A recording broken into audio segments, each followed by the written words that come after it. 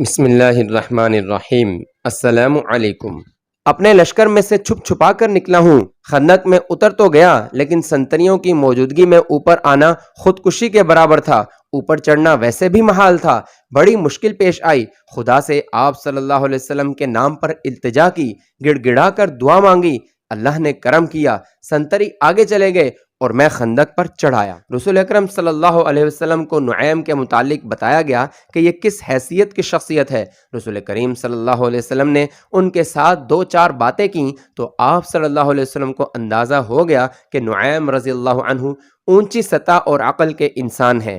آپ صلی اللہ علیہ وسلم نے نعیم کو بتایا کہ محاصرے نے جو حالات پیدا کر دیے ہیں، ان سے نکلنے کے لیے ضروری ہو گیا ہے کہ قریش کے لشکر میں جو مختلف قبائل شامل ہیں انہیں قریش سے بدظن کیا جائے۔ اس کا طریقہ یہ ہے کہ 2-3 قبائل کے ساتھ خفیہ معاہدے کر لیے جائیں۔ یا رسول اللہ صلی اللہ علیہ وسلم، نعیم نے کہا، اگر میں یہ کام اپنے طریقے سے کر دوں تو کیا حضور صلی اللہ علیہ وسلم مجھ پر اعتماد کریں گے؟ تجھ پر اللہ کی رحمت ہو نعیم۔ رسول اللہ صلی اللہ علیہ وسلم نے فرمایا، میں تجھے اور تیرے نیک ارادوں کو اللہ کے سپرد کرتا ہوں، میں واپس اپنے قبیلے چلا جاؤں گا۔ نعیم نے کہا، لیکن یہ نہیں بتاؤں گا کہ میں مدینہ میں آیا تھا، یہاں سے میں کعب بن اسد کے پاس جا رہا ہوں۔ میرے اللہ کے رسول صلی اللہ علیہ وسلم میری کامیابی کے لیے دعا فرمائیں۔ مدینہ میں رات کو پہرے بڑے سخت تھے، پیچھے کی طرف خندق نہیں تھی، ادھر پہاڑیوں نے قدرتی دفاع مہیا کر رکھا تھا، ادھر پہرے داروں اور گشتی سنتریوں کی تعداد زیادہ رکھی گئی تھی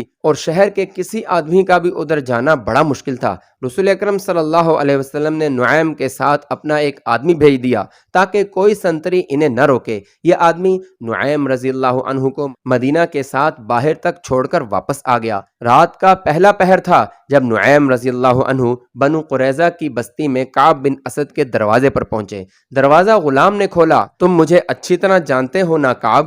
نعیم رضی اللہ عنہ نے پوچھا۔ نعیم ابن مسعود کو کون نہیں جانتا؟ کعب نے کہا، غطفان کے قبیلے کو تجھ جیسے سردار پر بہت فخر ہوگا۔ کہو نعیم، رات کے اس پہر میں تمہاری کیا خدمت کر سکتا ہوں؟ میں نے 10 دنوں کی مہلت مانگی تھی، ابھی تو 6-7 دن گزرے ہیں۔ میں نے مسلمانوں پر شب خون مارنے کے لیے آدمی تیار کر لیے ہیں، کیا تم یہی معلوم کرنے آئے ہو؟ میں اسی سلسلے میں آیا ہوں۔ نعیم رضی اللہ عنہ نے کہا، تم بے وقوف ہو کعب، تم نے قریش کے ساتھ کس بھروسے پر معاہدہ کر لیا ہے؟ مجھ سے نہ پوچھنا کہ میرے دل میں تمہاری ہمدردی کیوں پیدا ہوئی۔ میں مسلمانوں کا بھی ہمدرد نہیں، کیونکہ میں مسلمان نہیں۔ تم اچھی طرح جانتے ہو میرے دل میں انسانیت کی ہمدردی ہے، میرے دل میں ہمدردی ہے تمہاری ان خوبصورت اور جوان بیٹیوں کی، بیویوں اور بہنوں کی جو مسلمانوں کی لونڈیاں بن جائیں گی۔ تم نے قریش سے بڑا ہی خطرناک معاہدہ کر لیا ہے، لیکن اس کی ضمانت نہیں لی کہ اہل قریش تمہیں مسلمانوں سے بچا لیں گے۔ ہم نے بھی قریش کے ساتھ معاہدہ کیا ہے، لیکن کچھ ضمانت بھی لی ہے۔ کیا قریش جنگ ہار جائیں گے؟ کعب بن اسد نے پوچھا۔ وہ جنگ ہار چکے ہیں، نعیم رضی اللہ عنہ نے کہا۔ کیا یہ خندق انہیں شہر پر حملہ کرنے دے گی؟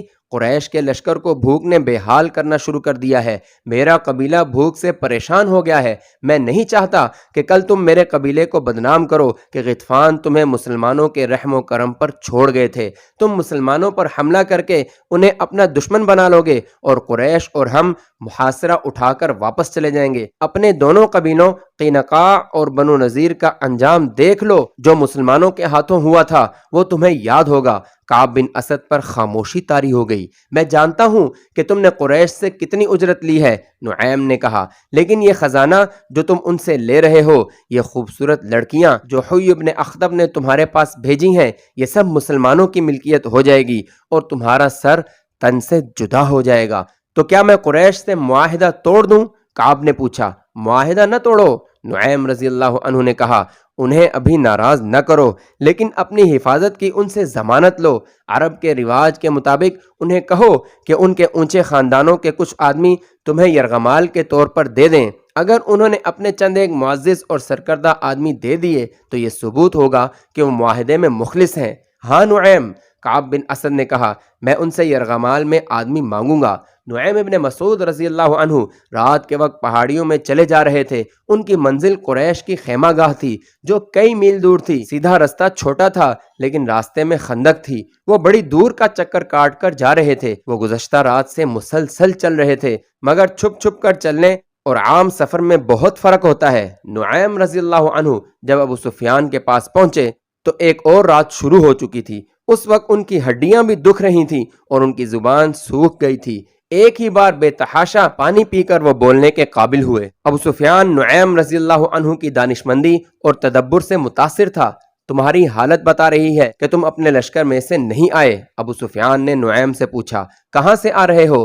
بہت دور سے، نعیم ابن مسعود رضی اللہ عنہ نے جواب دیا، جاسوسی کی ایک مہم سے آ رہا ہوں۔ تم لوگ بنو قریظہ کے ساتھ معاہدہ کر آئے ہو، کیا تم بھول گئے تھے کہ یہودیوں کو ہمارے ساتھ جو دلچسپی ہے وہ صرف اس لیے ہے کہ وہ اسلام کو ہمارے ہاتھوں یہیں پر ختم کرا دینا چاہتے ہیں۔ میں بنو قریظہ کے 2 دوستوں سے مل آیا ہوں اور مجھے مدینہ کا بھی ایک پرانا دوست مل گیا تھا۔ مجھے پتہ چلا ہے کہ کعب بن اسد نے محمد صلی اللہ علیہ وسلم کا ساتھ نہیں چھوڑا، بلکہ کعب نے مسلمانوں کو خوش کرنے کا ایک نیا طریقہ سوچا ہے۔ تم نے اسے کہا کہ وہ مدینہ میں مسلمانوں پر حملہ کرے۔ وہ اب تم سے قریش کے سرکردہ خاندانوں کے چند افراد یرغمال میں ضمانت کے طور پر رکھنے کے لیے مانگے گا، مگر انہیں وہ مسلمانوں کے حوالے کر دے گا اور مسلمان ان افراد کو قتل کر دیں گے۔ پھر یہودی مسلمانوں کے ساتھ مل جائیں گے اور دونوں ہم پر حملہ کر دیں گے۔ میں تمہیں خبردار کرنے آیا ہوں کہ یہودیوں کو یرغمال میں اپنا ایک آدمی بھی نہ دینا۔ خدا کی قسم نعیم، ابو سفیان نے کہا، اگر تمہاری یہ بات سچی نکلی تو میں بنو قریظہ کی بستیاں اجاڑ دوں گا۔ کعب بن اسد کی لاش کو میں اپنے گھوڑے کے پیچھے باندھ کر گھسیٹتا ہوا مکہ لے جاؤں گا۔ اس نے کیا سوچ کر ہمیں دھوکہ دینے کی کوشش کی ہے؟ اس کی سوچ پر آپ نے شراب اور حسین لڑکیوں کا طلسم طاری کر دیا ہے۔ نعیم بن مسعود رضی اللہ عنہ نے کہا، کیا شراب اور عورت کسی کے دل میں خلوص اور دیانتداری رہنے دیتی ہے؟ اسے شراب اور عورت کس نے دی؟ ابو سفیان نے کہا، کیا بدبخت کعب اتنی سی بات نہیں سمجھ سکا کہ میں نے اس کے ساتھ جو معاہدہ کیا ہے اس میں اس کی قوم اور اس کے مذہب کا تحفظ ہے؟ اگر محمد صلی اللہ علیہ وسلم کا مذہب اسی طرح پھیلتا چلا گیا تو یہودیت ختم ہو جائے گی۔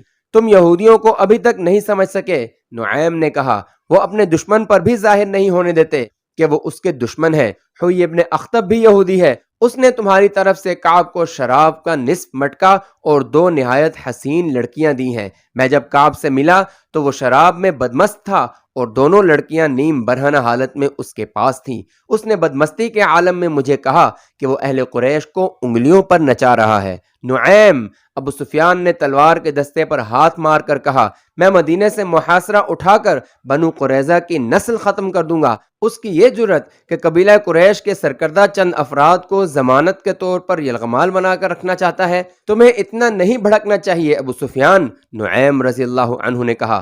ٹھنڈے دل سے سوچو اور فیصلہ کر لو کہ کعب کو تم ایک آدمی بھی یرغمال میں نہیں دو گے۔ میں فیصلہ کر چکا ہوں، ابو سفیان نے کہا۔ کیا تم اہل مدینہ کی کوئی خبر دے سکتے ہو؟ وہ کس حال میں ہے؟ وہ کب تک بھوک برداشت کریں گے؟ نعیم ابن مسعود رضی اللہ عنہ کو ابو سفیان کے پاؤں اکھاڑنے کا موقع مل گیا۔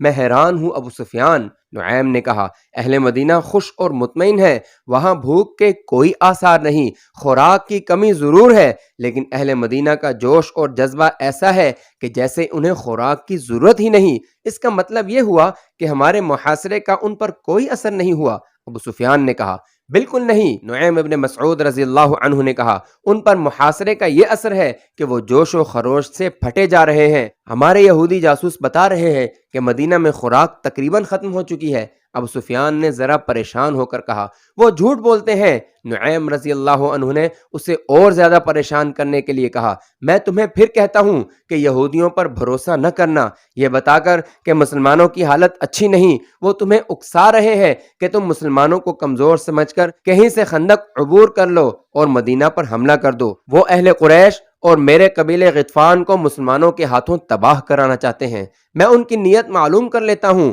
ابو سفیان نے کہا اور اپنے غلام کو آواز دی، اکرمہ اور خالد کو بلاؤ۔ ابو سفیان نے غلام سے کہا۔ نعیم بن مسعود رضی اللہ عنہ یہ کہہ کر چلے گئے کہ میں اپنے سردار غطفان کو خبردار کرنے جا رہا ہوں۔ خالد اور اکرمہ آئے تو ابو سفیان نے انہیں بتایا کہ نعیم اسے کعب بن اسد کے متعلق کیا بتا گئے ہیں۔ غیروں کے سہارے لے کر لڑائیاں نہیں لڑی جاتی ابو سفیان، خالد نے کہا۔ آپ نے یہ تو سوچا ہی نہیں کہ بنو قریظہ مسلمانوں کے سائے میں بیٹھے ہیں، وہ زمین کے نیچے سے مسلمانوں پر وار کر سکتے ہیں، لیکن وہ ہیں تو مسلمانوں کے رحم و کرم پر۔ اگر آپ لڑنے آئے ہیں تو جنگجوؤں کی طرح لڑیں، کیا یہ صحیح نہیں ہوگا کہ تم دونوں میں سے کوئی کعب بن اسد کے پاس جائے؟ ابو سفیان نے پوچھا۔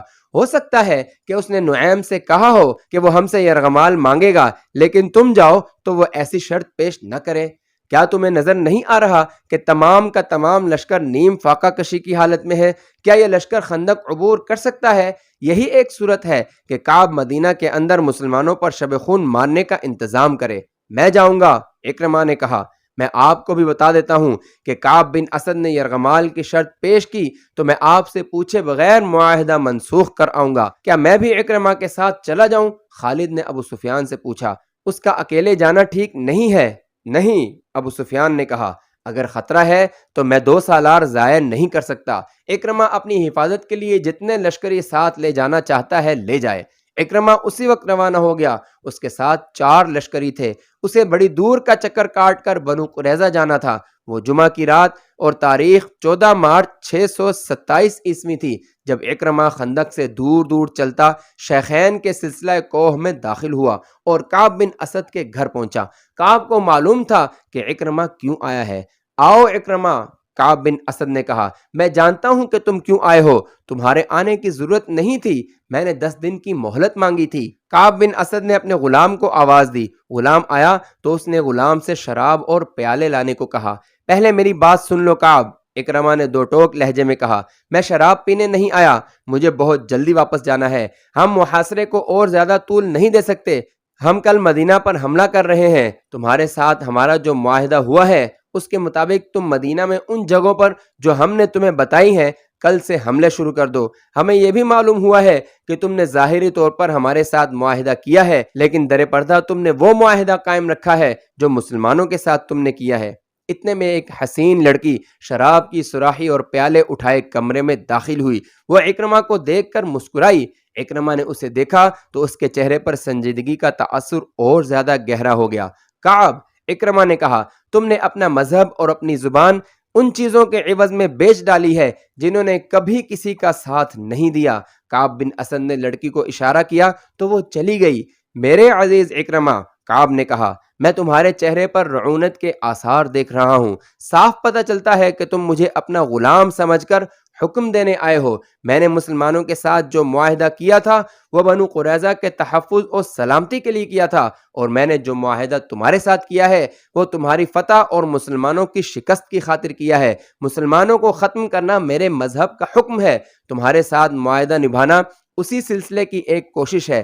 اپنا مذہبی فریضہ ادا کرنے کے لیے میں تمہیں استعمال کروں گا۔ حوی ابن اخطب سے میں نے کہہ دیا تھا کہ اہل قریش اور اہل غطفان مجھے بنو قریظہ کی سلامتی کی ضمانت دیں، تاکہ ایسا نہ ہو کہ تم لوگ ناکام ہو جاؤ اور مسلمان ہم سے ظالمانہ انتقام لیں۔ نعیم بن مسعود رضی اللہ عنہ نے جو چنگاری ان لوگوں کے درمیان پھینکی تھی وہ اکرمہ کے سینے میں سلگ رہی تھی۔ نعیم رضی اللہ عنہ نے اکرمہ کے ذہن میں ابو سفیان کے ذریعے پہلے ہی ڈال دیا تھا کہ کعب افراد کی صورت میں ضمانت مانگے گا۔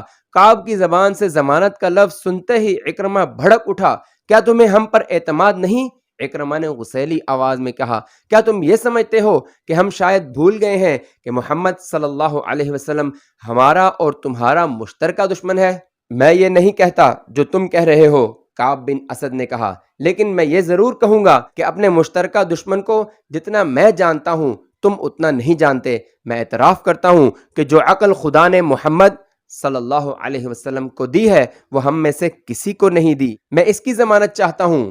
کہو تمہیں کیسی ضمانت چاہیے؟ اکرمہ نے پوچھا۔ قبیلہ قریش کے چند ایک سرکردہ افراد ہمارے پاس بھیج دو، کعب بن اسد نے کہا۔ میں کوئی نئی بات نہیں کہہ رہا اکرمہ، یہ تمہارا دستور ہے، اس رواج اور شرط سے تم بھی واقف ہو۔ میں نے ضمانت کے طور پر یرغمال میں لینے والے آدمیوں کی تعداد نہیں بتائی، یہ تعداد تم خود مقرر کر لو۔ تم جانتے ہو کہ معاہدے کی خلاف ورزی کرو گے تو تمہارے ان سرکردہ افراد کو ہم قتل کریں گے۔ انہیں تم قتل نہیں کرو گے، اکرمہ نے بھڑکتی ہوئی آواز میں کہا، تم انہیں مسلمانوں کے حوالے کر دو گے۔ کیا کہہ رہے ہو اکرمہ؟ کعب بن اسد نے حیرت اور پریشانی کے لہجے میں پوچھا۔ کیا تم مجھے اتنا ذلیل سمجھتے ہو کہ میں تمہیں یہ دھوکہ دوں گا کہ تمہارے قبیلوں کے سرداروں کو مسلمانوں کے ہاتھوں قتل کرواؤں گا؟ مجھ پر اعتبار کرو۔ یہودی پر اعتبار کرنا ایسا ہی ہے جیسے کسی نے سانپ پر اعتبار کر لیا ہو، اکرمہ نے غصے کے عالم میں کہا۔ اگر تم اپنے آپ کو اتنا ہی قابل اعتبار سمجھتے ہو تو کل مدینہ میں ان چھوٹے قلعوں پر حملے شروع کر دو جہاں پر مسلمانوں نے اپنی عورتوں اور بچوں کو رکھا ہوا ہے۔ کل، کعب نے کہا، کل ہفتے کا دن ہے۔ ہفتے کا دن یہودیوں کا ایک مقدس دن ہوتا ہے جسے ہم سبت کہتے ہیں۔ اس روز عبادت کے سوا ہم اور کوئی کام نہیں کرتے۔ کوئی یہودی سبت کے دن کوئی کام یا کاروبار کرے یا کسی پر حملہ کرے تو خدائے یہودا اسے انسان سے خنزیر یا بندر کی شکل میں تبدیل کر دیتا ہے۔ اکرمہ دیکھ چکا تھا کہ کعب بن اسد کی نیت ٹھیک نہیں ہے، وہ شراب پیتا چلا جا رہا تھا۔ اکرمہ نے شراب پینے سے انکار کر دیا تھا۔ اس نے ابو سفیان سے کہا تھا کہ وہ فیصلہ کر کے ہی واپس آئے گا، تم کل حملہ کرو یا ایک دن بعد کرو، ہم تمہاری نیت کو عملی صورت میں دیکھ کر ہی فیصلہ کریں گے کہ تمہیں یرغمال میں اپنے آدمی دیے جائیں یا نہ دیے جائیں۔ اکرمہ نے کہا، اس سے پہلے ہم تمہیں ایک آدمی بھی نہیں دیں گے، میں کہہ چکا ہوں کہ یرغمال کے بغیر ہم کچھ نہیں کریں گے۔ کعب بن اسد نے کہا، جو ہی تمہارے آدمی ہمارے پاس پہنچیں گے ہم تمہاری منشا کے مطابق مدینہ کے اندر کھلبلی مچا دیں گے، تم دیکھنا کہ ہم محمد صلی اللہ علیہ وسلم کی پیٹھ میں کس طرح چھرا گھونپتے ہیں۔ اکرمہ اٹھ کھڑا ہوا اور غصے میں بولا، تم بدقینت ہو، تمہاری نیت صاف ہوتی تو تم کہتے کہ مجھے کسی ضمانت کی ضرورت نہیں، آؤ مل کر مسلمانوں کو مدینہ کے اندر ہمیشہ کے لیے ختم کر دیں۔ مجھے اگر حکم ماننا ہی ہے تو میں محمد صلی اللہ علیہ وسلم کا حکم کیوں نہ مانوں؟ کعب بن اسد نے اکرمہ کا غصہ دیکھتے ہوئے کہا، ہم مسلمانوں کے ساتھ رہتے ہیں، جو تحفظ ان سے مل سکتا ہے وہ تم نہیں دے سکو گے۔ مورخ ابن ہشام اور ابن سعد نے لکھا ہے کہ نعیم ابن مسعود رضی اللہ عنہ کا چھوڑا ہوا تیر نشانے پر لگا۔ اکرمہ غصے کے عالم میں کعب بن اسد کے گھر سے نکل آیا۔ صلی اللہ علیہ وآلہ وصحبہ اجمعین۔